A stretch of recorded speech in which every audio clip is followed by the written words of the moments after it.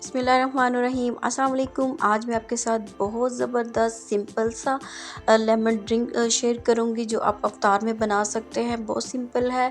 इसके लिए मैंने 1.5 लीटर पानी लिया है, या हस्बे ज़रूरत आप पानी ले लें जितनी ही आपकी ज़रूरत है, तो उस हिसाब से आप देख लीजिएगा कि जितना आपको चाहिए। और के अलावा हमें 3 अदद लेमन चाहिए, चीनी हस्बे ज़रूरत, और ब्लैक नमक है मेरे पास। सब आपने क्या करना है, छिलकों के समेत ही इसे ग्राइंड करना है, इनके जूस नहीं डालना, हमने पूरे ही नींबू डालने हैं। और चीनी जो है वो हस्बे ज़रूरत है, जितनी आपको यूज़ करना चाहें। और इसमें काला नमक जाएगा, वो आपने 1 से 1.5 टीस्पून वो डाल देना है, और साथ ही क्यूब्स वगैरह बर्फ़ के डाल के तो आपने इसको जी कौन सा होता है अच्छी तरह आपने ब्लेंड कर लेना है।